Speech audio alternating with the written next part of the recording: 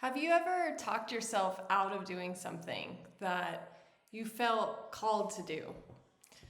Something that I've been practicing for years now is to observe my thoughts without acting on them. It's super hard, and I can't say I've mastered it. Actually, even filming this video right now is something that I almost didn't do because I wanted to talk myself out of it. But it's an ongoing practice that's worthwhile, because the thing is we are not our thoughts. We are not our fears. We are not our old conditioning. We are not any of those things. We are separate from them. And thoughts don't turn into fears until we assign meaning to them.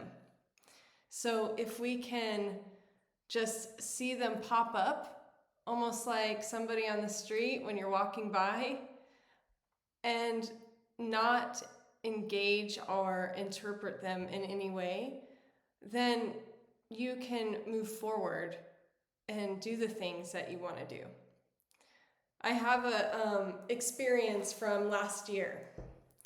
Last year, my friend was taking this oil painting class here, and the class was all in Spanish. And I really wanted to do it. It's been probably 20 years or more since I've painted. I've never taken a class in painting or art or anything like that. But the thought of doing it, I was excited about it. And as soon as she had said, "Do you want to come with me?" all of a sudden, my mind was flooded with thoughts. Things like, it's too far. It's been ages since I've painted. I don't know what I'm doing. I don't have the supplies. Where am I going to get the supplies? Is it expensive? Just tons of things. And then there was another thought that was, I don't speak Spanish. I don't understand enough Spanish. How is this going to work? And before I allowed myself to overthink it, or to assign any meaning to those thoughts and engage with them, then I just immediately messaged the teacher and signed up for the class and thought, I'll figure it out. And after I messaged him and signed up, a thought that kept coming to me was, oh my God, I don't speak Spanish. This is going to be so hard. What a struggle. It's going to be so embarrassing. And it made me want to get curious about that. And I wanted to understand, where is this coming from? Why am I so concerned and wrapped up with that thought? And then I realized that's actually a fear that was established a few years ago when I was taking Spanish classes. And the teacher that I was taking the classes with really made me almost feel like I'm not capable of speaking Spanish. And so that solidified this fear that I don't want to try. And I thought, I could have an opportunity to not only do something that's fun, painting, where I can listen to music, be with my friend, paint, and create. I can also practice Spanish in a non-kind of intimidating environment. And so when I started to look at that fear as an opportunity to kind of change how I see it and make it an exciting kind of growth opportunity, then I could move past that and become excited about my class. Once I went to the class, of course, there were different challenges that weren't even Spanish speaking related. challenges. It was challenges that involved drawing and learning perspective and the painting in itself.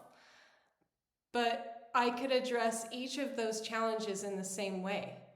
As soon as an idea came to mind or something that I wanted to do, thoughts would come in, I could observe them, not assign meaning, and move forward and start to think about what could go right instead of what could go wrong.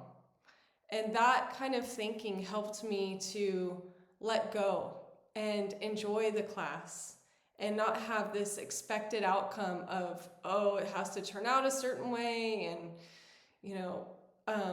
it actually made me, because I was letting go, it allowed me to speak Spanish and improve my understanding when he would speak Spanish. And so it actually helped by just relaxing and calming myself by telling myself, I am not my thoughts. This is not who I am. So, keep telling yourself that you got this. You are not your thoughts. But before we can decide to grow and create something, we have to be willing to observe our thoughts and to understand the soil that we're growing in. We need to be able to see what are our current, habits that are supporting our growth. What are we consuming that are validating our fears? And, what old beliefs do we need to let go of? Or how can we add to our thoughts that we want to actually believe? Things like, I can speak Spanish, or I can paint, I can do these things, instead of constantly, this isn't something I'm capable of. So I just wanted to leave you with an exercise, maybe for the week. Take a notebook and observe your thoughts. Every time you try to challenge yourself and do something different, write them down and start to make a log of all the different thoughts that come to your mind, all the fears, all the beliefs, and don't do anything with them. Don't judge them. Don't criticize them. Don't try to fix those thoughts. Just write them down.